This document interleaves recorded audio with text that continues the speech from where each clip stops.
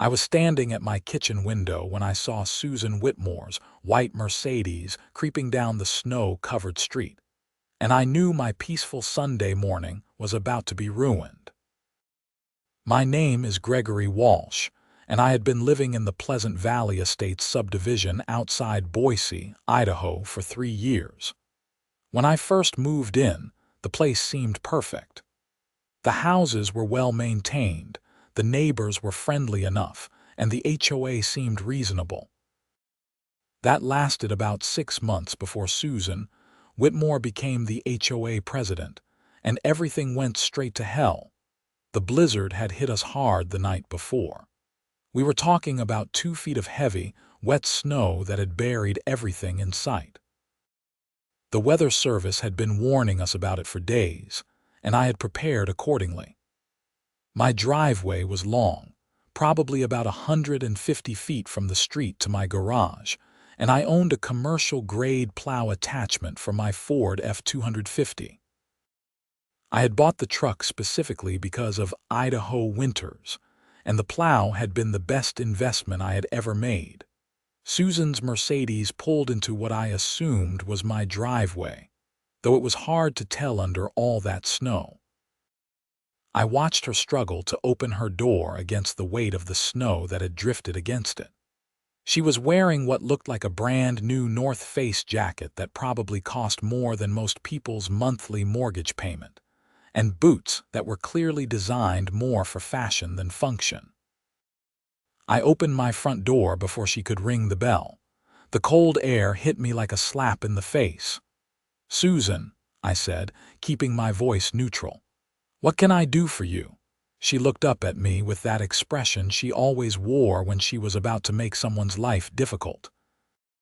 Her blonde hair was pulled back so tight it looked painful, and her makeup was absolutely perfect despite the early hour and terrible weather. "Gregory, we need to discuss the snow removal situation," she said, her breath coming out in white puffs. "Okay, what about it?" "As you know, the HOA maintains a common area lot at the entrance of our subdivision. That lot needs to be cleared immediately.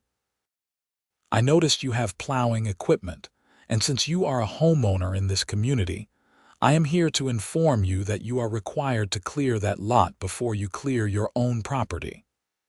I stared at her for a moment, trying to process what she had just said. "I am sorry, but I think I misheard you. Did you just tell me I had to plow HOA property before my own driveway?" "That is correct. It is in the best interest of the community. The entrance lot is the first thing people see when they come into Pleasant Valley Estates, and it reflects on all of us. Your personal driveway is just that personal. The community comes first. Susan, I bought this plow with my own money. I maintain it with my own money. The gas I use costs me money. Why exactly would I be required to use my personal property and resources to maintain HOA property?" Her expression hardened. "Because it is your duty as a member of this community. We all have to make sacrifices for the greater good. Does the HOA plan to compensate me for this service? Absolutely not. This is a community obligation, not a business transaction. Besides, you benefit from living here just like everyone else." I felt my jaw tighten. "Susan, I am going to clear my own driveway.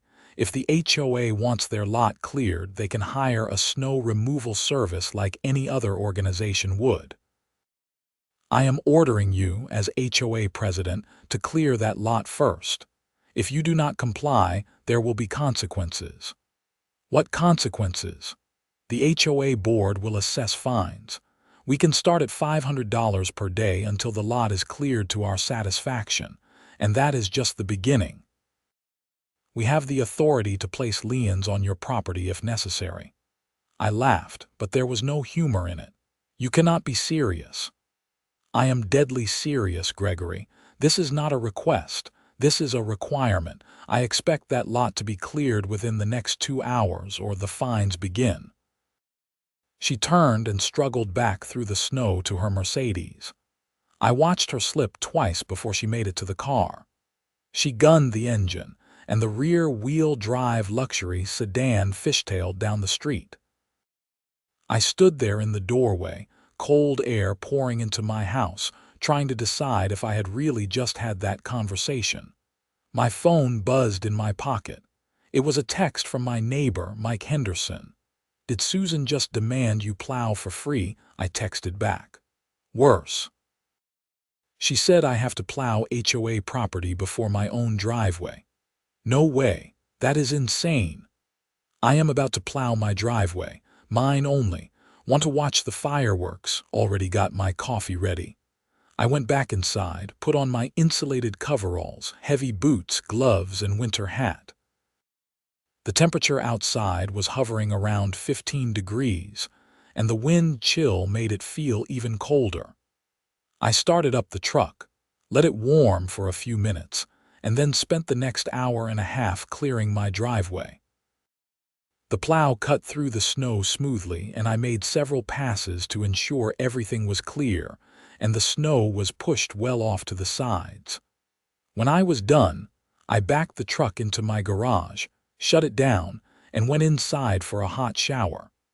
My phone was blowing up with messages. Apparently, Susan had been driving around the neighborhood telling people about my selfish refusal to help the community. Some people were supporting her. Most were not. Around noon, my doorbell rang. I looked through the peephole and saw Susan standing there with two other people. I recognized them as Patricia Morrison and Donald Keller, both members of the HOA board. I opened the door but did not invite them in. "Gregory, we need to talk," Susan said. Her tone was clipped and angry. "Go ahead. You directly defied an order from the HOA president. You cleared your driveway while leaving community property buried in snow. The board has voted, and you are being fined $500 per day, starting today, until that lot is cleared. Show me where in the HOA bylaws it says I am required to provide free labor and use of my personal equipment for HOA property maintenance." Patricia stepped forward. She was older than Susan, probably in her early 60s, with gray hair and glasses. "The bylaws state that homeowners must contribute to the maintenance and appearance of the community. Through HOA dues, which I pay on time every single month. That money is supposed to cover community maintenance. If you are not budgeting properly, that is a board issue, not my problem." Donald spoke up. He was a heavy-set man in his 50s who always wore business casual clothes, even on weekends. "The spirit of the bylaws clearly indicates that homeowners should assist when needed." "The spirit?" I shook my head. "Legal documents do not work on spirit. They work on what is actually written. And what is written says I pay my dues, follow the rules about property maintenance, and do not create nuisances. Nothing says I have to be the HOA's unpaid employee."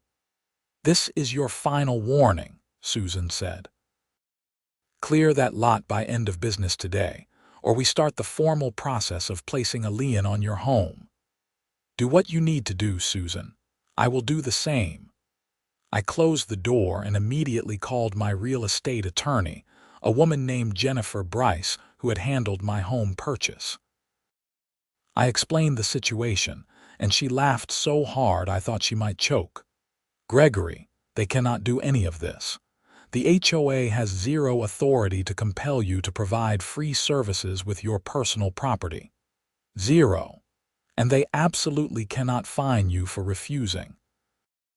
This is the most ridiculous thing I have heard in months, and I deal with HOA disputes weekly. So what should I do? Document everything. Save all texts, emails, and written notices. If they actually try to fine you or lien your property, we will have them in court so fast their heads will spin. In the meantime, I am going to draft a cease and desist letter to the HOA board. This stops now. Thank you, Jennifer. No problem. This is going to be fun."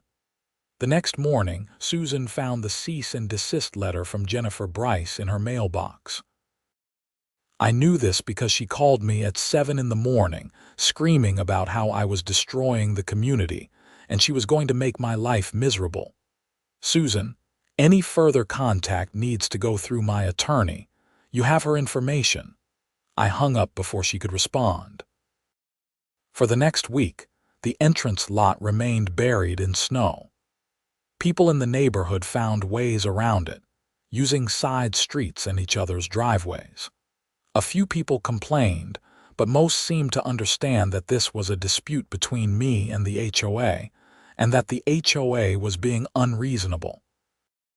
Then the HOA held an emergency meeting. I received notice of it via certified letter, which was required by the bylaws. The meeting was scheduled for the following Saturday at 2 in the afternoon at Susan's house. I showed up with Jennifer Bryce. Susan's expression when she opened the door and saw my attorney was priceless. Her face went from surprise to angry to calculating in about 3 seconds. "This is a homeowners meeting. Attorneys are not permitted." Jennifer smiled pleasantly. "Actually, HOA bylaws do not prohibit homeowners from bringing legal representation to meetings, but I am happy to wait outside if you want to discuss the lawsuit we are about to file." Susan stepped aside and let us in. Her house was exactly what I expected. Everything was white or cream-colored, with expensive furniture that looked uncomfortable. About 15 people were crowded into her living room, all members of the HOA. Some looked sympathetic toward me. Others looked like they wanted me gone. Susan called the meeting to order. "We are here to discuss Gregory Walsh's refusal to participate in community maintenance and his subsequent hiring of an attorney to threaten the HOA board." Jennifer raised her hand. "Point of clarification. I sent a cease and desist letter ordering the HOA to stop making illegal demands and threatening unlawful fines and liens. That is not a threat. That is legal advice that you should probably take." Patricia cleared her throat. "This meeting is not about legal issues. This is about community spirit and cooperation." "No," I said, standing up. "This meeting is about the HOA board trying to force me to donate my time, labor, and equipment because they failed to budget properly for snow removal. That entrance lot should be cleared by a professional service paid for by HOA dues. Instead, Susan decided to bully me into doing it for free. When I refused, she threatened me with fines and liens that the HOA has no legal authority to impose. Now you are all here because she wants to publicly shame me into compliance." Mike Henderson, who was sitting near the back, spoke up. "He is right. I looked at the budget. We allocate $3,000 per year for snow removal. That money is just sitting there. Susan never hired anyone because she thought she could force Gregory to do it for free." Susan's face turned red. "That money is reserved for emergencies." "Heavy snow in Idaho in winter is not an emergency," Mike said. "It is cold weather. This is exactly what that budget line is for." Other people started murmuring. Jennifer pulled out a folder. "I have copies of the HOA bylaws, Idaho state law regarding HOA authority, and precedent cases where HOAs attempted similar overreach. In every single case, the HOA lost and was forced to pay damages to the homeowners they harassed. I strongly suggest this board drop this matter immediately and hire a snow removal service like you should have done in the first place." Susan stood up. "This is ridiculous. Gregory is being selfish and unreasonable." "No, Susan," said a woman I recognized as Carol Winters, another longtime resident. "You are being ridiculous. Gregory does not owe us his labor. He does not owe us the use of his truck. He pays his dues just like everyone else. If you wanted community members to volunteer their equipment, you should have asked nicely and offered to at least cover fuel costs. Instead, You showed up at his house and ordered him around like he was your servant. I am the HOA president. I have the authority to direct community resources." "Gregory is not a community resource," Jennifer said. "He is a private citizen with private property. You have no authority over him beyond what is explicitly stated in the HOA bylaws, which I have read thoroughly, and nowhere do they give you this authority." The meeting dissolved into arguments. About half the room was on my side, and the other half seemed to think I should have just helped out. Eventually, Jennifer and I left. As we walked to our cars, she turned to me. "This is not over. Susan is not the type to let this go." "What do you think she will do?" "My guess. She will try to manufacture violations. She will start looking for any excuse to fine you. Make sure your property is absolutely perfect at all times. Cut your grass to the exact length specified in the bylaws. Keep your garbage cans in your garage except on collection day. Do not give her any ammunition. This is insane. Welcome to HOA disputes. I have seen them get much worse than this." She was right. Over the next month, Susan drove by my house at least twice a day. She sent me violation notices for things that were not violations. My mailbox was 3 inches to the left of where it should be, according to her measurements. My house numbers were the wrong font, even though they were the same numbers that had been there when I bought the house. My car was parked in my driveway for more than 48 hours, which was apparently against the rules, even though I lived there, and it was my primary vehicle.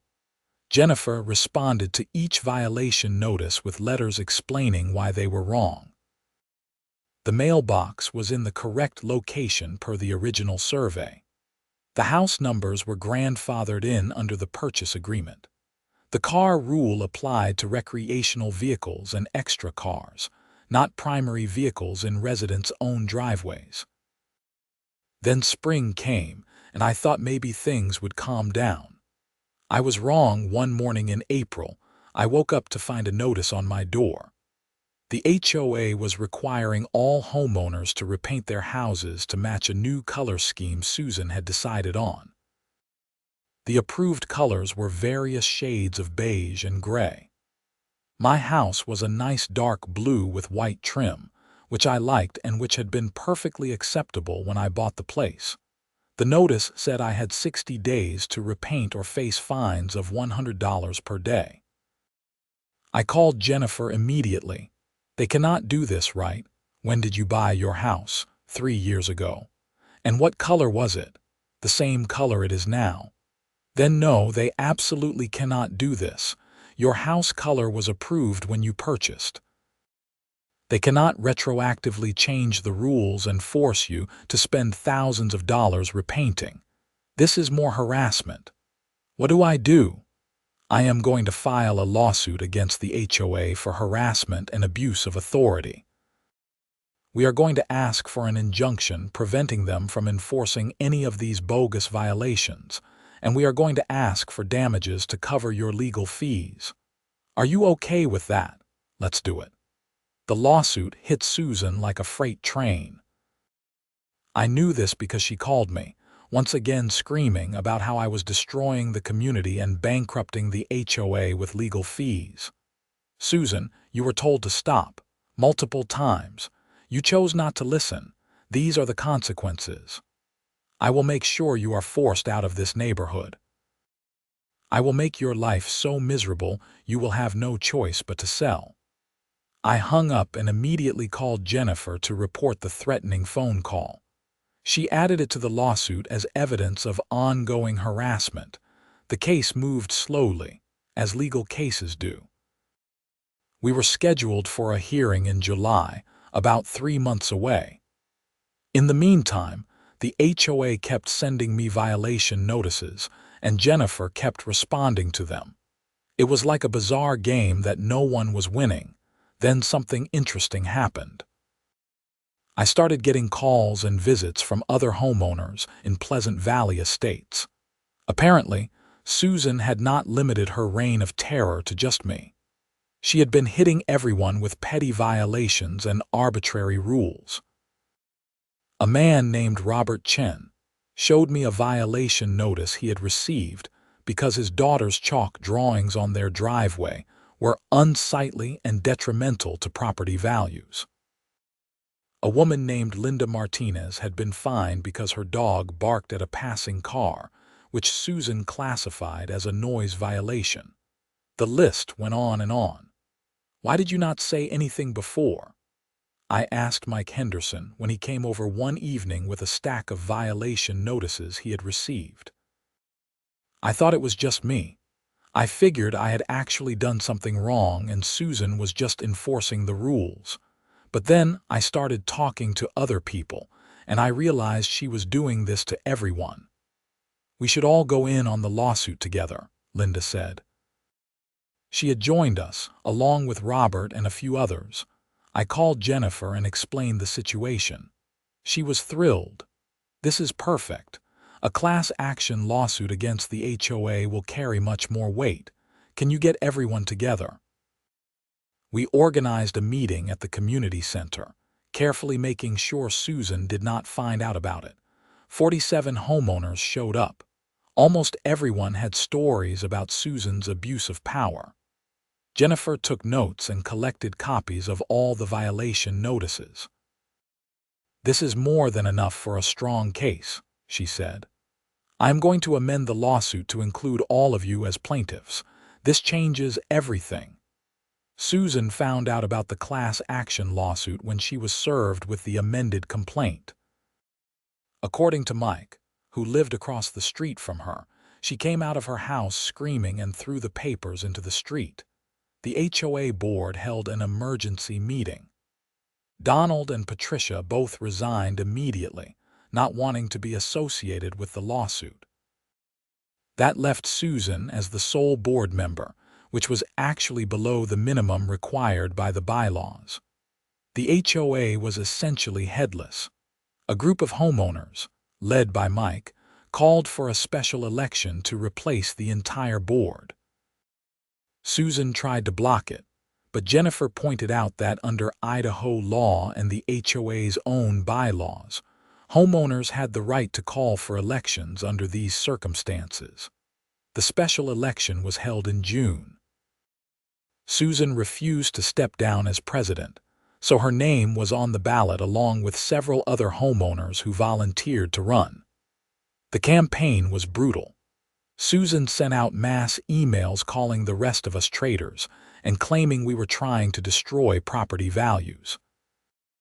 We countered by pointing out that her authoritarian behavior and the resulting lawsuit were actually hurting property values. Susan lost in a landslide. She got 11 votes out of more than 100 cast. Mike Henderson was elected president. Carol Winters became vice president, and 3 other reasonable people filled out the board.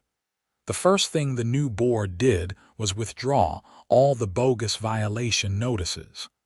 The second thing they did was try to settle the lawsuit. Jennifer negotiated a settlement where the HOA admitted no wrongdoing, but agreed to pay all attorney fees for all the plaintiffs, which came to about $50,000. They also agreed to revise the bylaws to include better checks and balances on board authority and to prevent this kind of abuse from happening again. I thought that was the end of it. I was wrong again. Susan, apparently unable to cope with her loss of power and public humiliation, decided to take matters into her own hands. One night in late July, I was woken up around 3 in the morning by the sound of breaking glass. I grabbed my phone and called 911 while I moved carefully through my house to figure out what was happening. Someone had thrown a brick through my living room window. The brick had a note tied to it with string. I did not touch it because I had watched enough crime shows to know about fingerprints and evidence. The Boise Police Department arrived within 10 minutes. 2 officers took my statement while a third examined the brick and note. One of the officers carefully untied the note and read it. His expression darkened. "Sir, this appears to be a threat. It says, 'Leave Pleasant Valley or next time it will be worse.'" "I have a pretty good idea who did this," I said. "I explained the situation with Susan and the HOA. We will need to talk to her," the officer said. "Do you have her address?" I gave them Susan's address, which was only 4 blocks away. They asked me to come down to the station later that day to file a formal report and give a complete statement. I did not sleep the rest of the night. I sat in my kitchen drinking coffee and watching the sky gradually lighten. Around 7, Mike called me. "I just saw police cars at Susan's house." "What happened?" I told him about the brick and the note. "No way, she actually did that." "Someone did, and the note was pretty clear about the motivation." By noon, everyone in the neighborhood knew what had happened. The police had questioned Susan, and according to Carol Winters, who lived next door to Susan, the conversation had gotten loud enough to hear from outside. A few days later, I was contacted by a detective named Sarah Morrison. She asked me to come back to the station to look at some evidence. When I arrived, she showed me security camera footage from a house 2 doors down from mine. The footage clearly showed Susan's white Mercedes driving slowly past my house around 3 in the morning on the night of the incident. The footage then showed someone getting out of the car, running up to my house, and throwing something before running back and driving away. The quality was not perfect because of the darkness, but the car was unmistakable. We also found her fingerprints on the brick and the note, Detective Morrison said. "We are arresting her for criminal mischief, vandalism, and making criminal threats. Given her documented harassment of you and the ongoing lawsuit, this constitutes a clear pattern of behavior." Susan was arrested the following day. I was not home when it happened, but Mike sent me a video someone had taken. Susan was screaming about persecution and false accusations as the officers put her in the back of the patrol car. Her husband, a quiet man named David, who I had spoken to maybe twice in 3 years, stood in the driveway looking shell-shocked. The arrest made the local news. The story was framed as HOA president arrested after dispute with homeowner turns criminal. It was not a good look for Pleasant Valley estates, but most of the homeowners seemed relieved that Susan was finally facing consequences for her actions. Susan's criminal trial was scheduled for September. In the meantime, she was released on bail with a restraining order that prohibited her from coming within 500 feet of me or my property. Since we lived in the same neighborhood, this essentially confined her to her house and the streets immediately around it. I heard through the neighborhood grapevine that David was talking about divorce. Apparently, Susan's obsession with the HOA and her feud with me had put enormous strain on their marriage, and the arrest was the final straw. I felt a little bad for him, but not much. He had enabled her behavior for years. The criminal trial was quick. Susan's attorney tried to argue that she was under extreme stress and that her actions were out of character, but the prosecution presented the mountain of evidence from the HOA dispute, the violation notices, the threatening phone calls, and finally, the brick incident. The jury deliberated for less than 3 hours before finding her guilty on all counts. The judge was not lenient. Susan was sentenced to 90 days in county jail, 2 years of probation, mandatory anger management classes, and restitution to cover my broken window and the increase in my homeowner's insurance. She was also prohibited from serving on any HOA board for 5 years. I attended the sentencing hearing. When the judge read the sentence, Susan started crying and protesting that it was too harsh. The judge shut her down quickly. "Miss Whitmore, you abused your position of authority, harassed your neighbors, and ultimately committed criminal acts. This behavior is unacceptable. This court hopes that you will use your time in jail and probation to reflect on your actions and make better choices in the future." Susan was led out of the courtroom in handcuffs. I caught her eye for just a moment. She looked at me with pure hatred, and I knew that she would never accept responsibility for what she had done.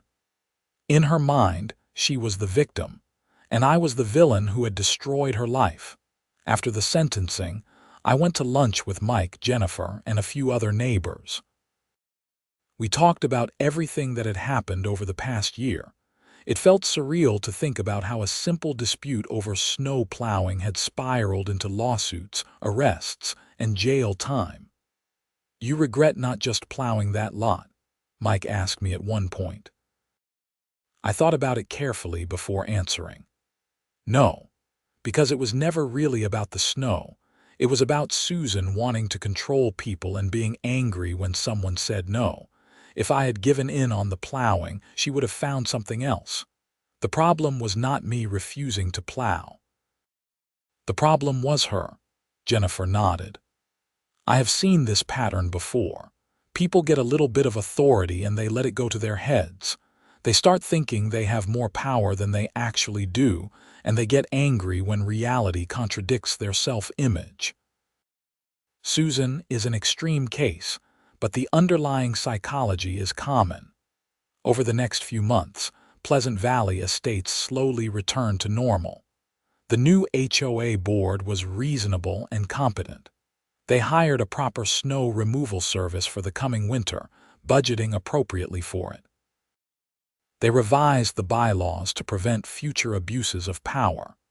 They even organized a neighborhood barbecue in August that was actually pleasant and drama-free.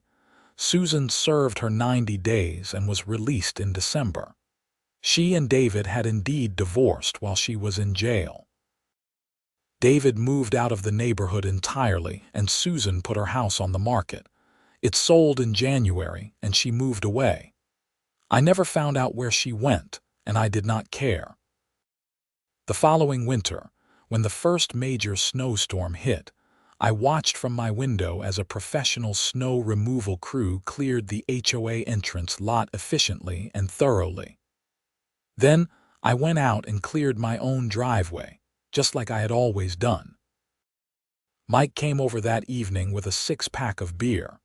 We sat in my living room, which now had a new window, and talked about how peaceful things had become. "You know what the funny thing is?" Mike said.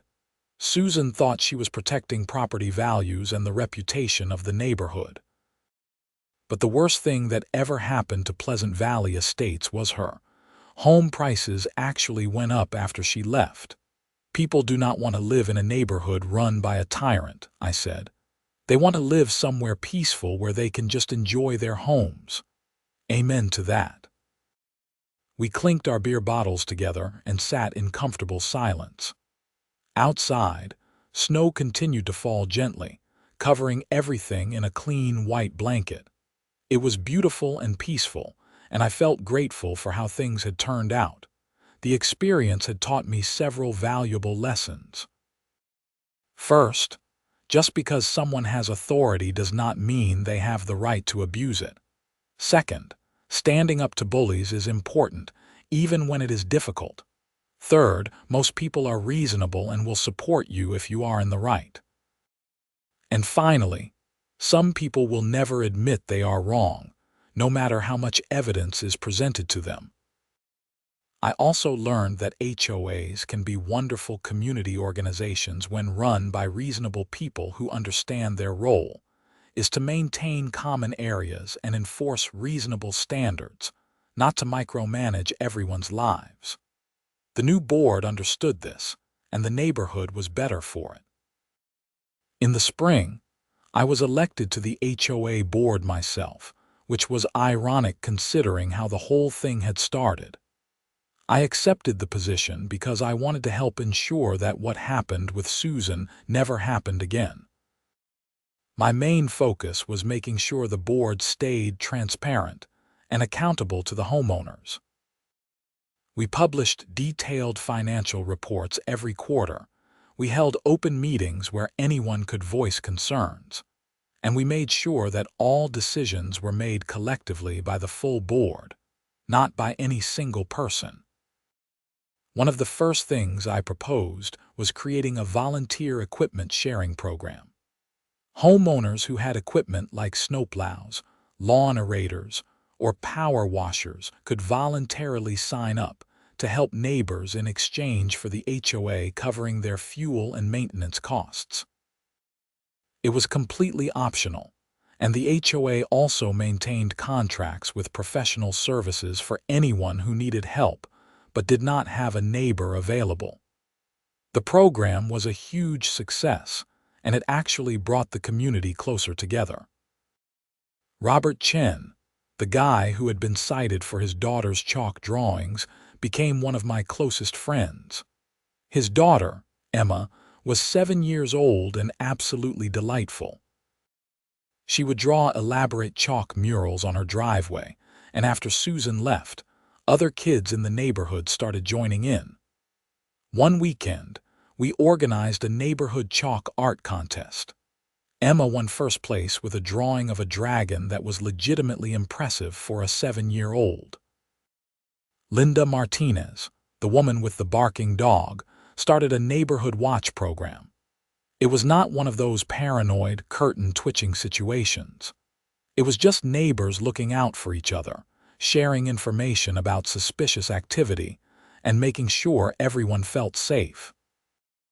After the incident with Susan and the brick, people took security more seriously, but in a healthy, community-oriented way. Carol Winters, the vice president of the HOA, became the neighborhood grandmother figure. She organized monthly coffee meetups where people could socialize and discuss any neighborhood issues in an informal setting. These gatherings did more to build community spirit than any official HOA meeting ever could. I stayed in regular contact with Jennifer Bryce, my attorney. She told me that the Susan Whitmore case had become something she used as a teaching example when advising other clients about HOA disputes. She said it illustrated both how bad things could get and how important it was to stand firm on principles. "You did the right thing," she told me during one of our occasional lunches. "A lot of people would have just given in to avoid conflict, but you stood up for yourself, and in doing so, you ended up helping the entire neighborhood."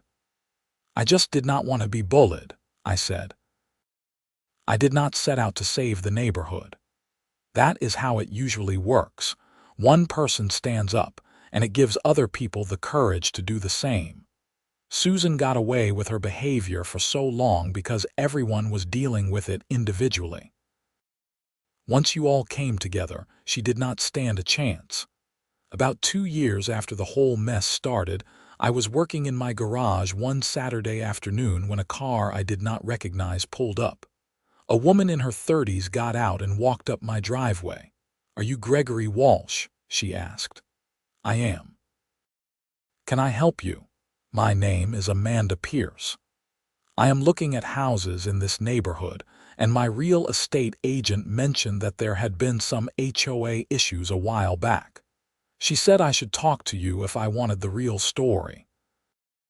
I invited her to sit on my front porch, got us both some lemonade, and told her the entire story. She listened without interrupting, her eyes getting wider as the tale progressed. "Wow," she said when I finished. "That is intense, but it sounds like things are good now.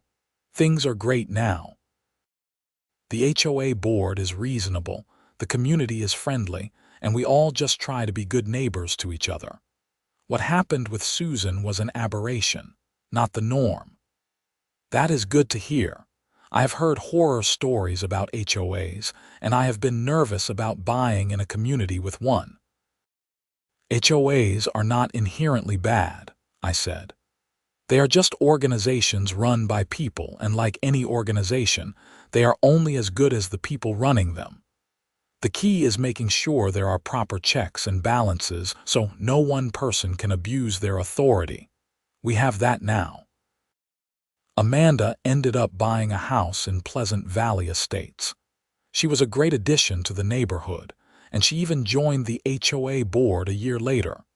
The years passed quietly after that. The drama with Susan faded into neighborhood lore, the kind of story people told new residents to explain why the HOA was run the way it was. Most of the newer people could not quite believe it had really happened.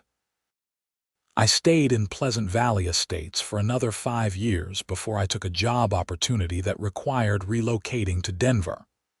When I put my house on the market, it sold within a week for significantly more than I had paid for it. The real estate market had been good, but my agent said that Pleasant Valley Estates had a particularly strong reputation as a well-managed, friendly community. On my last day in Boise, Mike and several other neighbors threw me a going-away party. We grilled burgers in his backyard, and people shared stories and memories. Emma Chen, now a teenager, gave me a framed drawing she had made. It showed my blue house with my truck parked in front, snowplow attached, and the caption, "The man who would not back down." I had to work hard not to get emotional.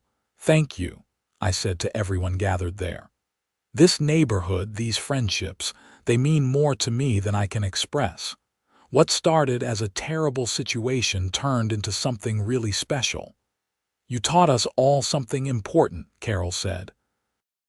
"You taught us that standing up for what is right matters, even when it is difficult."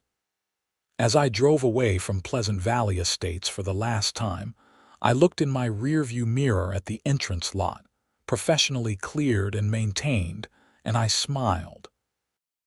It had been one hell of a journey, but I would not change any of it. Sometimes doing the right thing is difficult and messy and complicated, but it is still worth doing.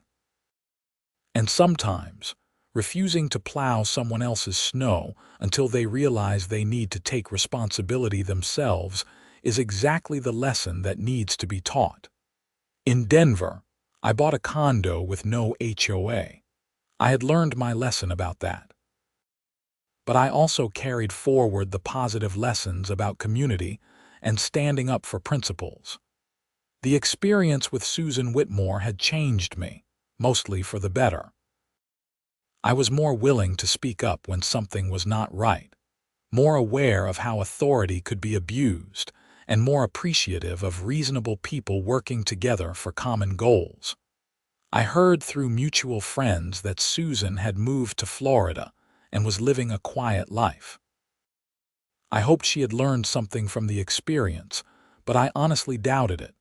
Some people are just wired in a way that makes it impossible for them to see their own faults. I did not waste energy being angry about it anymore. She had faced consequences for her actions, and that was enough. The final irony of the whole situation was that if Susan had just approached me politely from the beginning, asked if I would be willing to help clear the HOA lot, and offered to cover my fuel costs, I probably would have done it. I was not opposed to helping my community. I was opposed to being ordered around and treated like property of the HOA. The way someone asks for help matters just as much as what they are asking for. Years later, I still occasionally get messages from people in Pleasant Valley Estates, updating me on neighborhood news or asking for advice on HOA matters. The story of the snow plowing dispute apparently lives on as a cautionary tale in HOA management circles. Jennifer told me she had seen it referenced in an Idaho State Bar Association newsletter as an example of HOA overreach. I sometimes wonder what would have happened if I had just complied with Susan's initial demand. Probably, she would have continued abusing her authority, and the neighborhood would have continued suffering under her tyrannical management. By saying no and standing firm, I had inadvertently sparked a chain of events that freed an entire community from a bully. That was not my intention at the time, but I was proud of how it turned out. The experience also taught me about the importance of documentation and legal representation.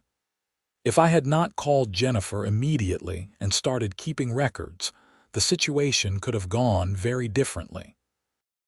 Susan could have potentially caused me serious financial harm with improper liens or other legal maneuvers. Having a knowledgeable attorney who understood HOA law was invaluable. I also learned about the power of collective action. When it was just me against the HOA, I was in a vulnerable position. But when other homeowners joined together in the class action lawsuit, we became much stronger.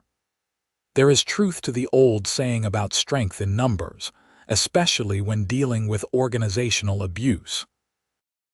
Looking back on the entire experience from the perspective of several years, I could see clearly that the snow plowing incident was never really about snow plowing. It was about power and control. Susan wanted to exercise power over me, and when I refused to submit, she escalated and escalated until she literally committed crimes. That pattern of behavior, where someone in authority becomes increasingly aggressive when their authority is challenged, is unfortunately common. But the story also showed that systems of accountability work. The legal system, when properly utilized, protected me and other homeowners from abuse. The democratic process of HOA elections allowed the community to remove a bad leader. The criminal justice system held Susan accountable for her criminal actions. None of these systems is perfect, but they worked well enough in this case. I never did find out what happened to David, Susan's ex-husband. I hoped he had found peace and happiness after their divorce. He had seemed like a decent person who had just been overshadowed by his wife's increasingly erratic behavior. The new board that took over after Susan, led by Mike and Carol, did an excellent job of restoring trust and normalcy to Pleasant Valley Estates.